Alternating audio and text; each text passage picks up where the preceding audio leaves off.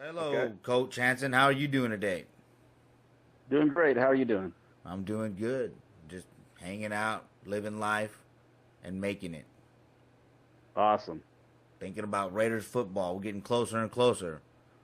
Yes, yes, it's coming soon. It'll be just what we training camps I think start July, mid-July.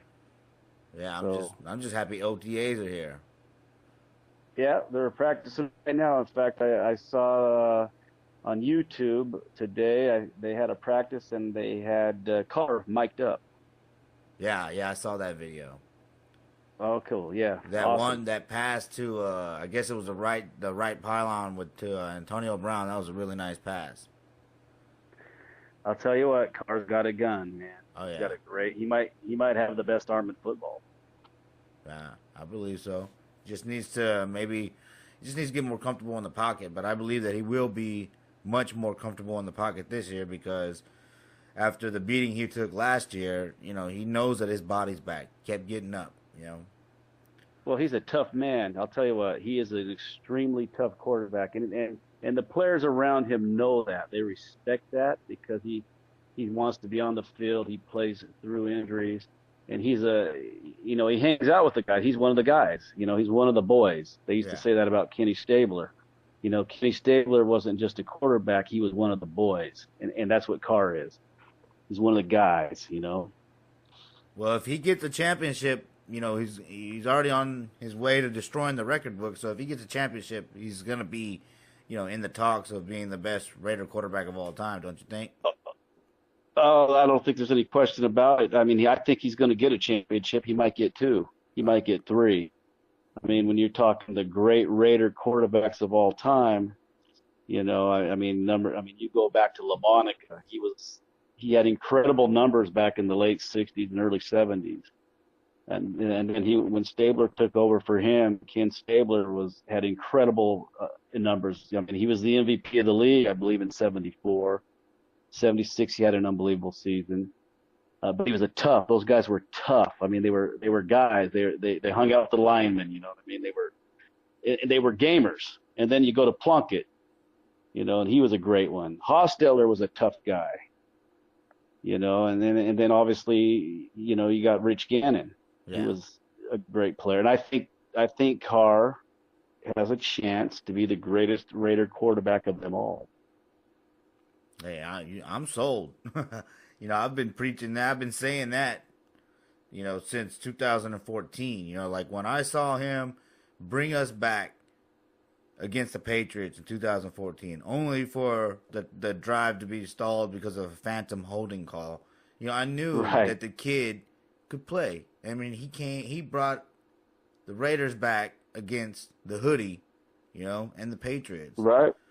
I mean, Well, what does he have? Like four? He has like 16 or something. I can't remember the exact number, but he's in the teens for fourth quarter comeback wins or come from behind victories yeah, already. yeah, you're right. It was 16. Yeah, seven of them in 2016.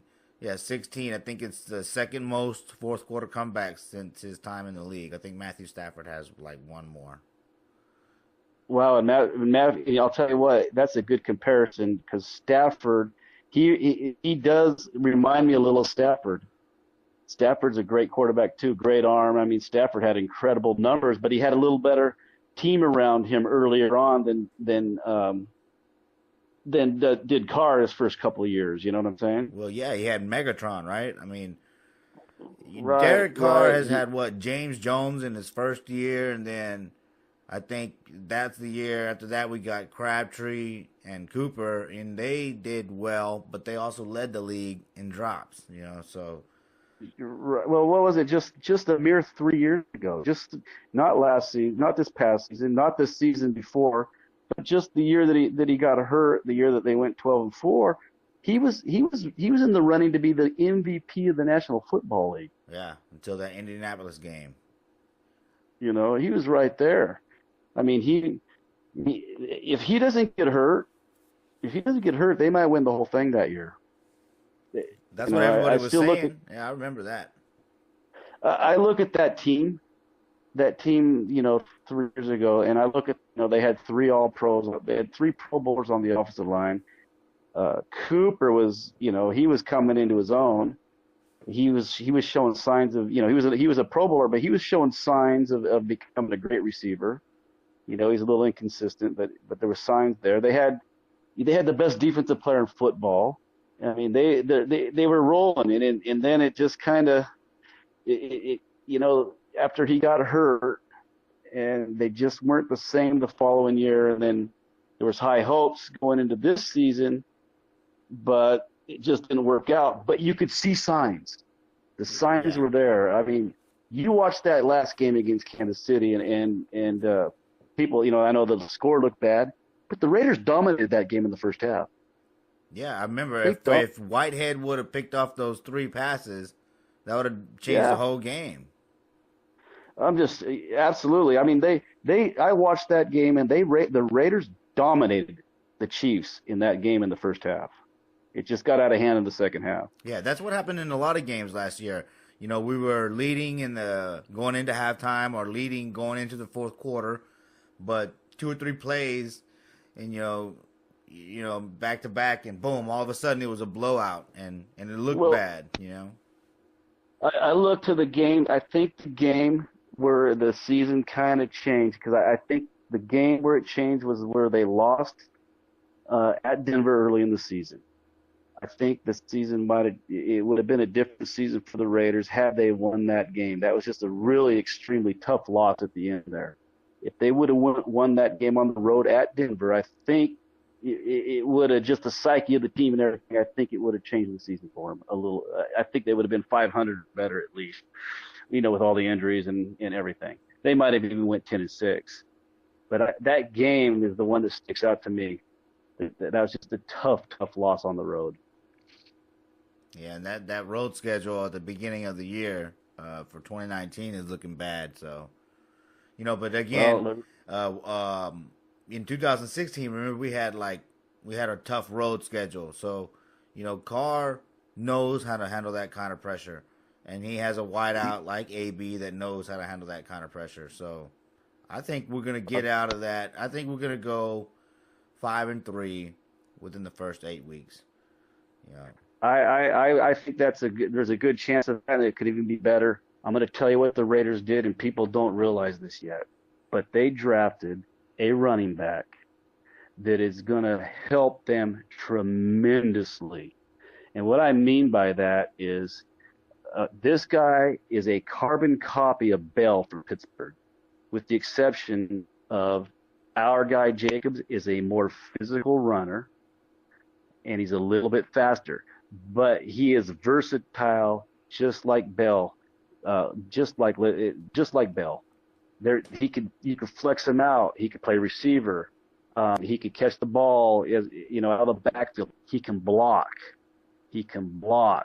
And that's critical. Yeah, that's you have an key. every down back now, and it's gonna make it much, much tougher for a defense to defend the Raiders now, because they won't be so predictable with this running back in the game when he's in there on every down. And it's going to help Carr out. It's going to help Gruden out. This is the pick. I think this right here, this guy is the pick of the draft right here, Jacobs. I mean, I'll buy it. I Yeah, know that everybody was confused about the Farrell pick, but I mean, going back and looking at his numbers compared to the other defensive ends, I think that I feel comfortable with them, especially after the Gruden interview or the press conference where, Gruden talked about him being able to play 3 downs in a 4-down and a 4-3 defense. They went and got the guy they absolutely. wanted. There's no question about it. In fact, he was the best defensive end in the draft, if you ask me. You know who he reminds me of? Who? The Raiders drafted Terrell Suggs with that pick. That's what he reminds me of. Oh, okay. Yeah, Okay, I'll he's take an it. every down guy. He's got a motor. He plays hard. He plays hard all the time. Just watch him against Alabama. Just watch him against Alabama, and that's all you need to see. Okay, yeah, I'll go back and take a look at that footage. But I love the draft. In fact, but this running back is gonna here. You know what makes your defense great? You know what makes the You want to have a great defense, Yeah. keep them off the field. And when Yeah. you got when you have the weapons the Raiders are putting on offense, but this running back is going to he's going to cause defenses major problems. Major problems. They don't know now, and it's when a certain running back's in a game, they're going to run the ball. They're going to run the ball, or they're going to max protect and throw deep. They're going to play action and throw deep, But when certain backs are in the game, you just have tendencies on team, and you know exactly what plays you need to stop, and process of elimination, what plays you're not going to get. Like, okay, I know that this running back's in the game, so I don't have to worry about the draw. All right, I don't have to worry about this play.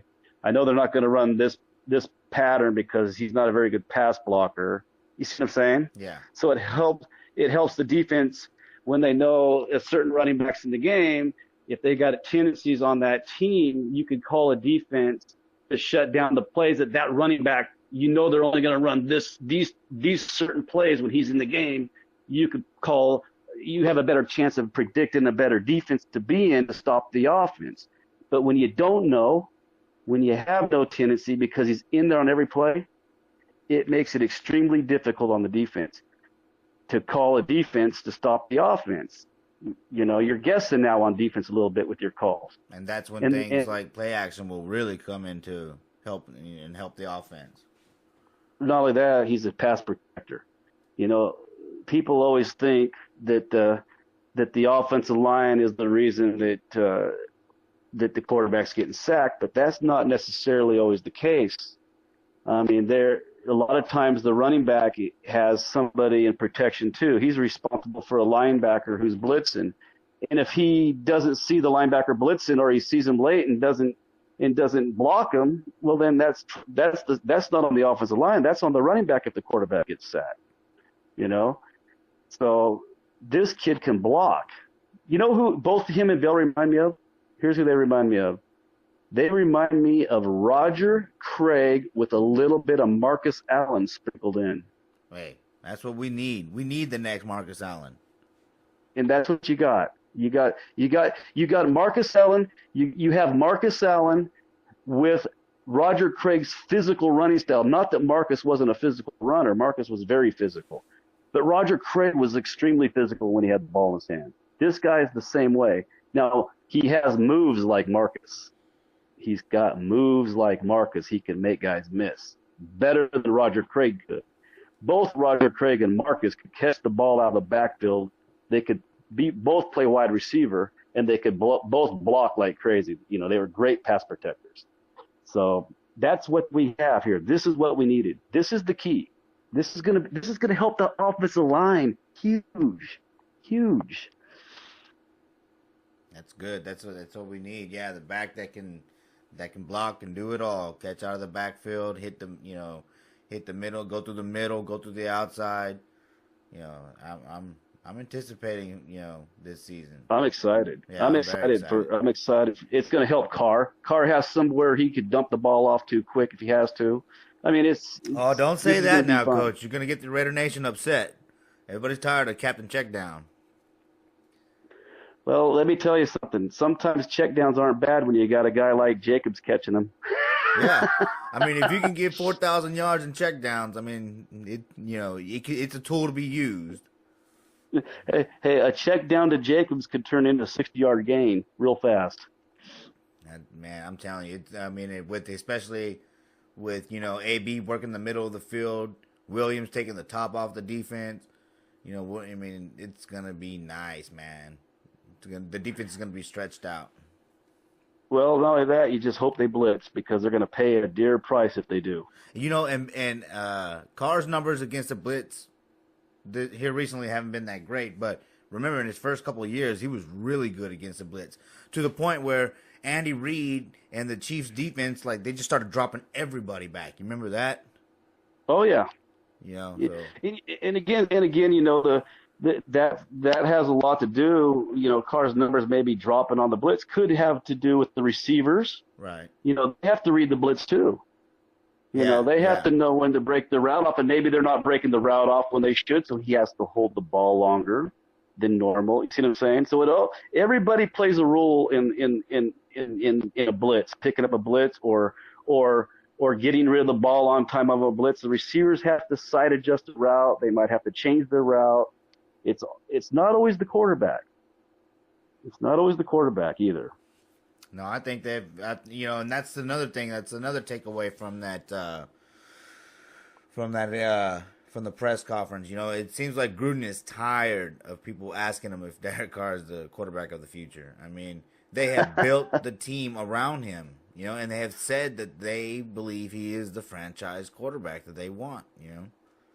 Well, let's put it like this: every team in the NFL would love to have Carr.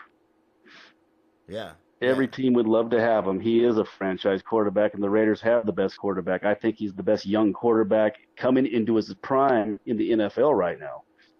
And we got him at a decent price, because those contracts are going to keep going up and up and up. It's going to start with Dak, right? And then, Mahomes is up. Pretty soon. But they'll get that figured out. There's ways to figure the money out. To get guys paid and all that. They could, defer money to the next year.